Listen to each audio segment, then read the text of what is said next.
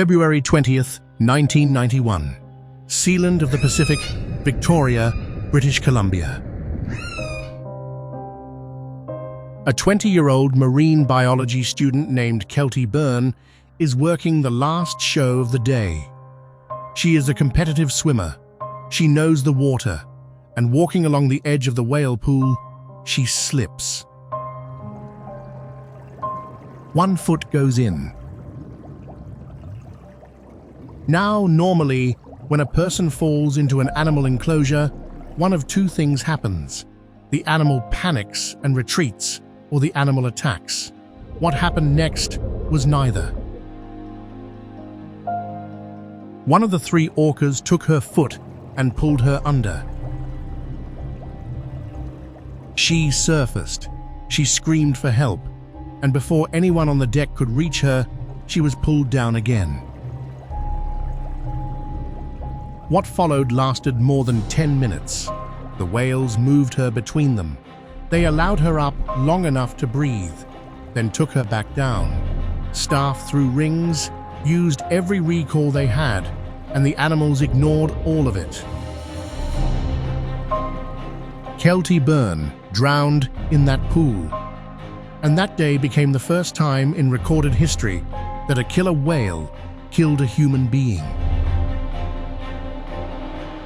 But here is the detail that nobody talks about, and it is the one that matters most.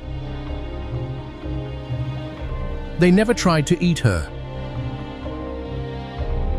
Not once.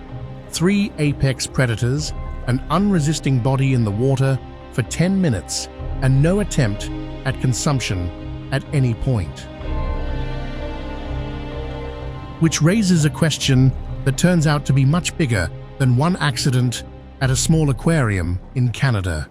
If that was not a hunt, what was it? Because in the entire documented history of our species, across every ocean on this planet, there has never been a single confirmed case of a wild killer whale killing a human being. Not one, ever. Every human ever killed by an orca died in a tank. And to understand why that is so strange, you have to be honest about what this animal actually is. A large male killer whale reaches 22 feet and 12,000 pounds. It can move through water at speeds that make escape a fantasy. It hunts in coordinated family groups that plan, communicate in dialects unique to their own pod, and teach hunting techniques to their young that are handed down like inherited property. Different populations have independently invented completely different ways of killing. Some line up shoulder to shoulder and swim in perfect synchrony at an ice floe, generating a wave that washes a resting seal into the water. The timing has to be exact, and every animal has to commit at the same instant, or the wave never forms. Some throw their own bodies onto beaches to take sea lion pups from the shallows, then wriggle back into the surf. When they hunt dolphins, they do not bother trying to bite a faster, more agile animal during a chase. They come up from below and strike with the head or the tail, and the blunt force does the work. And they are the only confirmed predator of the great white shark. They flip them, hold them till they suffocate, and remove the liver with something close to surgical precision. There is nothing in the ocean that hunts a killer whale, nothing above it, nothing that challenges it. So the obvious objection to all of this is that humans and orcas simply do not meet often enough for anything to happen. That objection is wrong, and it is wrong by a lot. There are surfers in Norway who share water with them. Kayakers in Canada who have had entire pods come alongside. Divers all over the world who have been approached in open water. And the documented pattern is remarkably consistent. The orcas come in. They run echolocation over the person, which is effectively a biological ultrasound capable of reading internal structure. They look. Sometimes they swim alongside for a minute. Then they leave. Not fleeing, not alarmed. They simply stop being interested. That is not fear, because an animal that size has no reason to fear a kayaker. And it is not lack of opportunity, because the opportunity has existed continuously everywhere for as long as records have been kept. Everything in this video is documented, with names, dates, autopsy findings, and published research, including the parts where the people closest to it still disagree about what happened.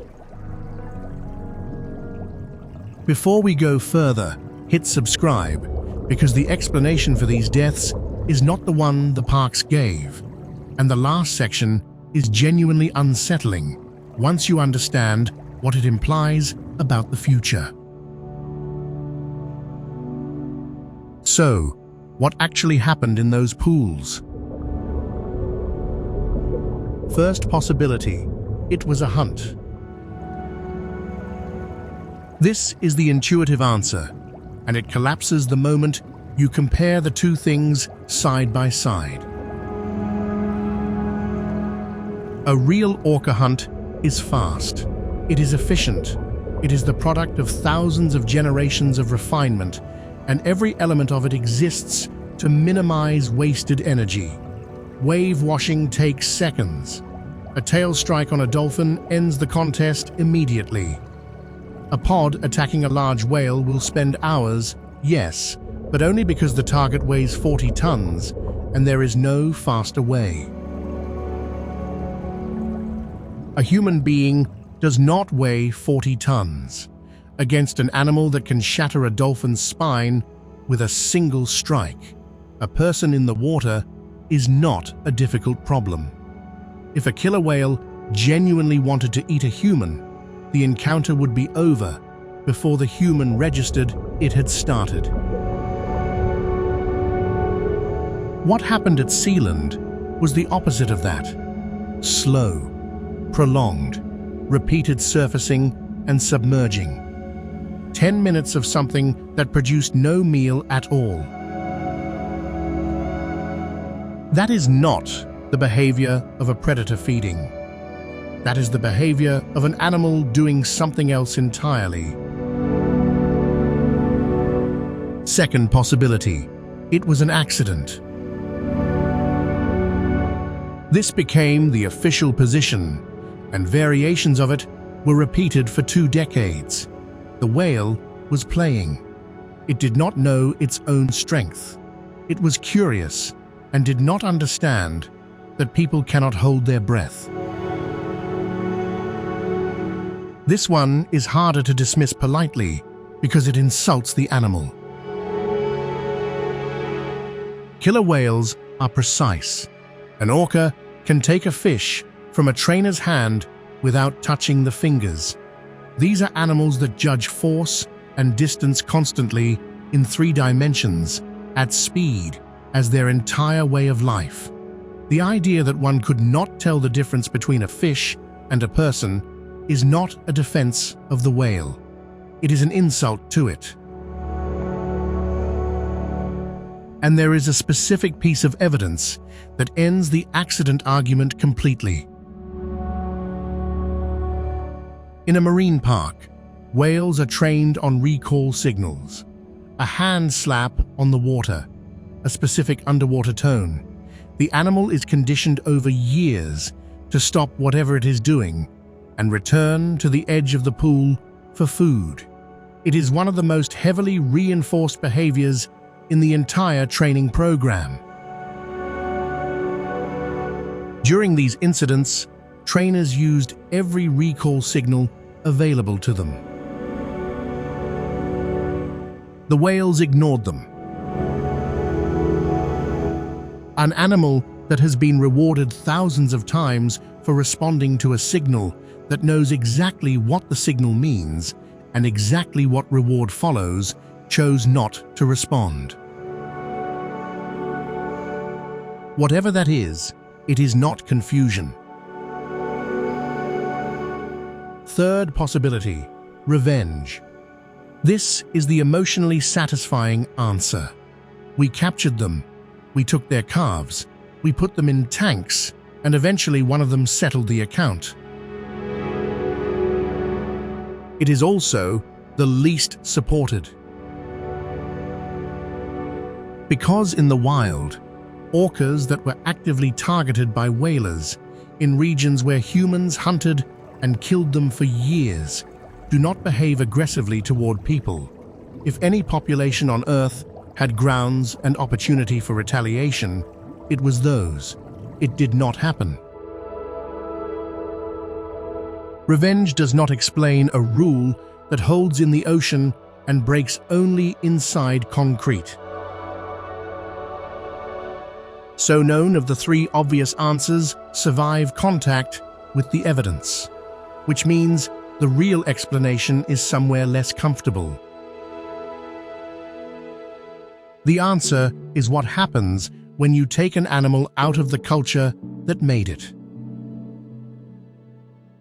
Start with the whale at the center of this, because his life explains most of what follows.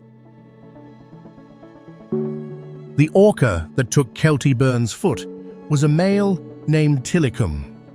He was captured off the coast of Iceland at around 2 years old, taken from his mother and taken from the family group he would, in the wild, have stayed with for his entire life.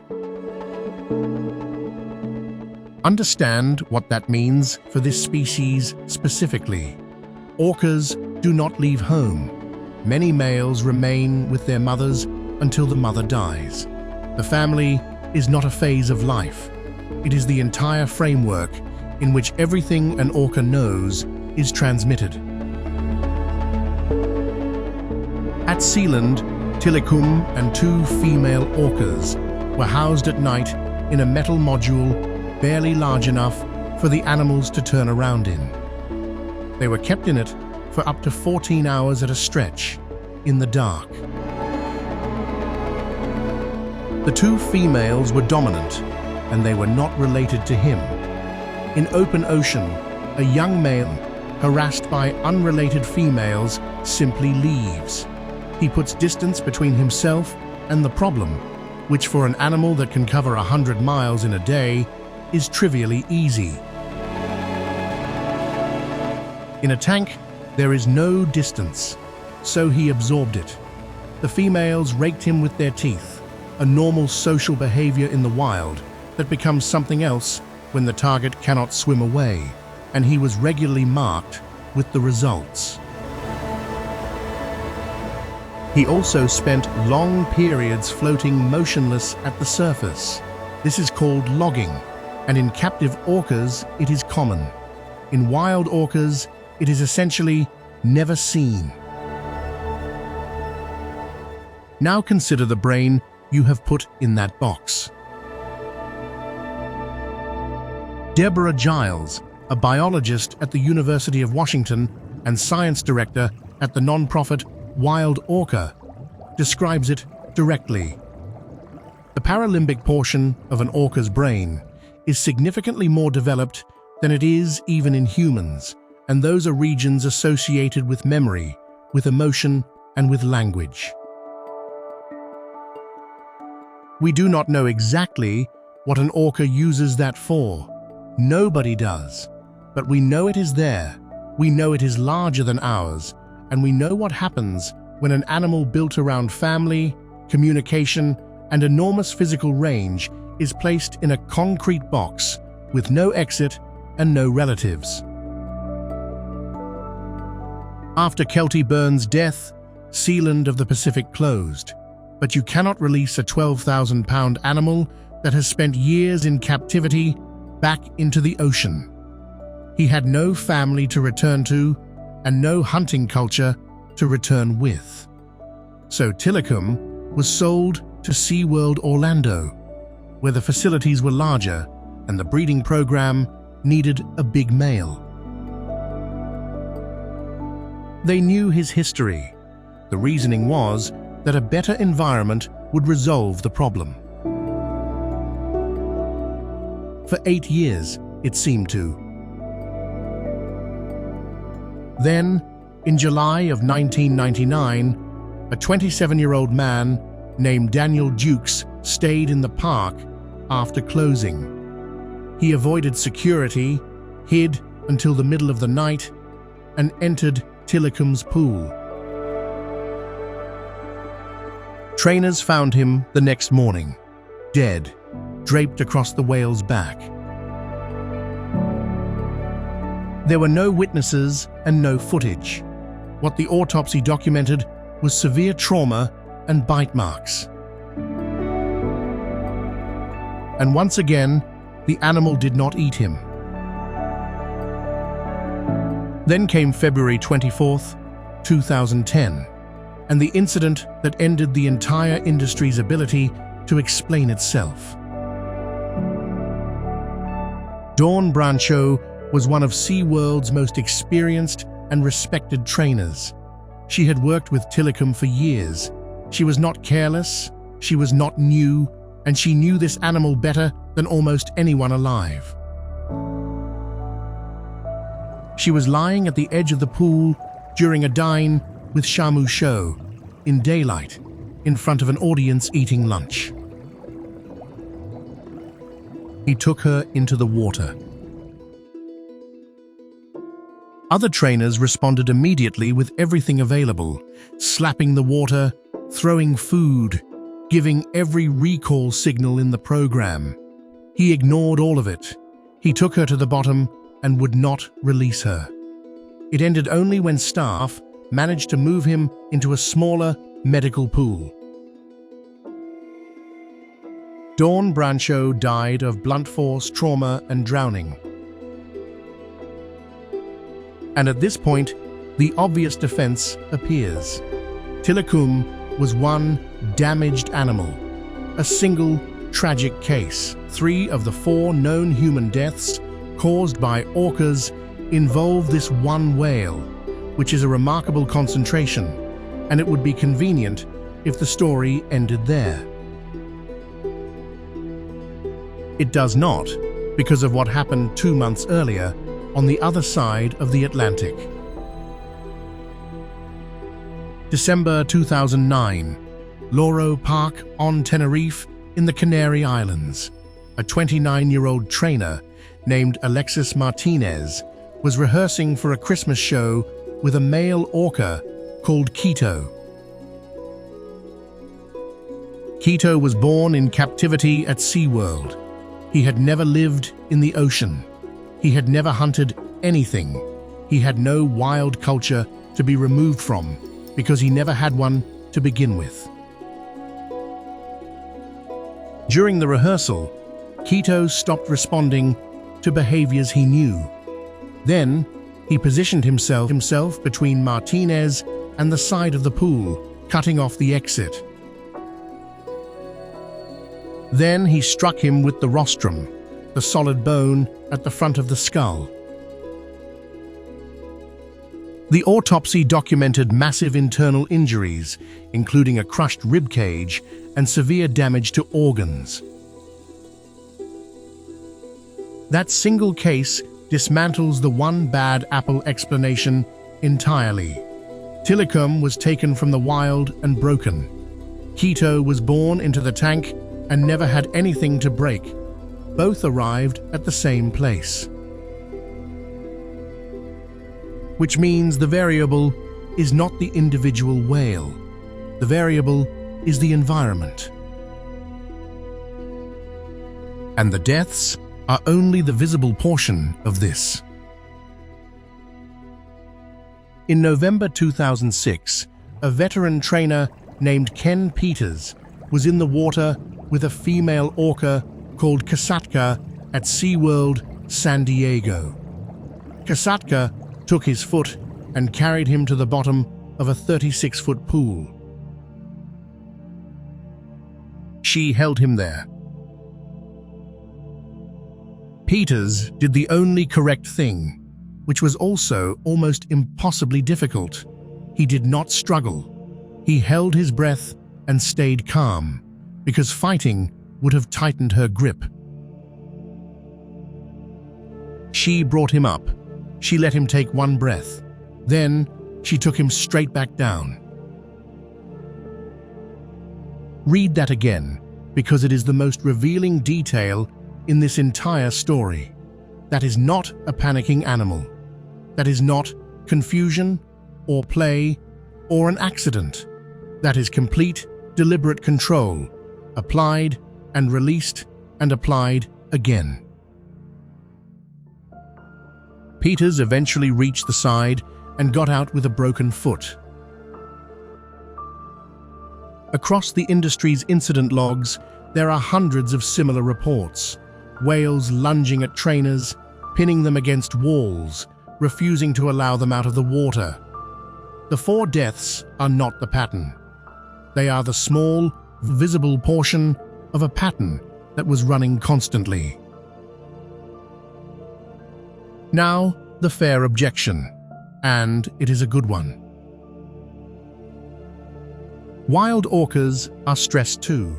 The open ocean is not a spa. Wild populations face starvation when fish stocks collapse. They deal with vessel noise that interferes with the acoustic sense. Their entire life runs on. They lose calves. They compete. They live in cold, difficult, genuinely unforgiving conditions. If stress produces violence toward humans, wild orcas should be doing this constantly. They never do. And the difference appears to come down to 2 things. The first is space. A stressed wild orca leaves. It can place miles between itself and whatever is causing the problem within minutes, and it does. In a tank, the option does not exist. Whatever is happening, the animal absorbs it indefinitely with no ability to withdraw. The second is family. In the wild, that animal is embedded in a group it has known its whole life, that regulates it, supports it, and gives it a place. Take that away, put unrelated animals in the enclosure instead, and you have removed the structure that manages everything the animal feels. Which is why the last piece of this is the one that should actually unsettle you. Because in recent years, wild orcas have started doing something new. Beginning around 2020, a specific population off the Iberian Peninsula started interacting with boats, not incidentally, deliberately, repeatedly, and with coordination. They target the rudder. They come in from behind, apply force until it fails, sometimes spin the vessel, and then disengage. In a number of cases, the boats have taken on water and sunk, putting the crews into the open ocean in life rafts. And here is the part everyone skips over. The whales ignore the people.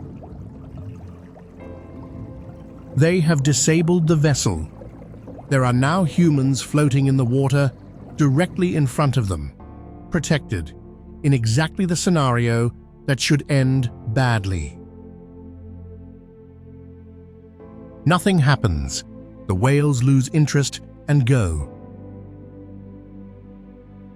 They will break the fiberglass. They will not touch the person who was standing on it. Whatever distinction is being made, it is being made accurately every single time by an animal in an agitated state. But the Iberian behavior proves something else, and this is where it gets genuinely uncomfortable. That behavior did not always exist. It appeared, and then it spread through a population in a matter of a few years, which is direct evidence that this species can invent something new and transmit it. And we have a much stranger piece of evidence for how deep that transmission runs. In the summer of 1987, a female orca in Puget Sound began swimming around with a dead salmon balanced on her head, for no apparent reason, no function anyone could identify. Within weeks, the behavior had spread beyond her own family group to 2 neighboring pods. Dozens of animals, all wearing dead fish on their heads. And then, by 1988, it stopped. The fad ended, the way fads do, and for the next 37 years, essentially nobody saw it again. Then, on October the 25th, 2024, a photographer named Jim Pasola took a picture at Point No Point in Washington State of a 32-year-old male orca known as J27, or blackberry, swimming along with a salmon draped across his head. Blackberry was not born when the original trend happened. He could not have witnessed it. But some of the animals in his pod were alive in 1987, and researchers think the most likely explanation is that he learned it from them. Which means a behavior with no purpose whatsoever, performed for a few weeks in 1987, was retained inside that population for nearly 4 decades, and then transmitted to an animal that had never seen it. Now sit with the implication. If a pointless fad can survive 37 years of silence and then resurface, then this species can retain and transmit anything, any technique, any target, any rule. Which raises the question the entire video has been walking toward. The reason wild orcas do not hunt us is not that they cannot. It is that no orca mother has ever taught her calf that we are food. It never entered the menu, so it was never handed down, and the omission has been faithfully preserved across every ocean on this planet for the entire time we have been recording it. That is what stands between us and them, not our strength, not our cleverness, not their fear. A gap in a lesson plan. And we now have direct evidence that they can add new lessons whenever they want to. Which brings us back to where we started, and to the honest answer to the question this video is named after. The only times in history that killer whales ever killed human beings, they were not hunting us. Every one of those deaths happened in a tank. None of them ended in a meal. Every one of them was slow, prolonged, sloppy, and completely unlike what this animal actually does when it is genuinely hunting. The 4 people who died were killed by animals that had been removed from the family, the space, the culture, and the entire way of life that regulates this species. 2 of them by a whale taken from his mother at 2 years old, 1 by a whale that had never seen the ocean at all. They were not acting as predators. They were acting as something we manufactured, The rest of the story is at least partly a good one. Brancheau's death triggered investigations, safety rulings, and eventually the 2013 documentary Blackfish, which permanently changed how the public understood these exhibits. Attendance fell. Sponsors withdrew. In 2016, SeaWorld ended its Orca breeding program, meaning the animals in those parks are the last generation that will ever be born into them. Tilikum died in 2017 of a bacterial infection after roughly 33 years in concrete. And out in the ocean, the population he was taken from is still doing what it has always done, hunting what it was taught to hunt, teaching its calves, occasionally wearing a fish on its head for reasons nobody can explain, and leaving us alone. We named them killer whales, for as long as anyone has been keeping records, in every ocean on Earth, they have had every conceivable opportunity to earn that name against us. They never have. The only ones that ever did were the ones we took out of the water first. So tell me in the comments what you actually think. Were those deaths in the tanks a broken animal lashing out, or something colder and more deliberate than we want to admit? The people closest to those incidents still disagree, and I want to hear which way you come down. And if the idea of a whale culture that remembers things for 40 years interests you, there are documented cases of killer whales abandoning their own kills and clearing out of an entire region because a completely different animal turned up. That one nobody has explained yet either. Thanks for watching.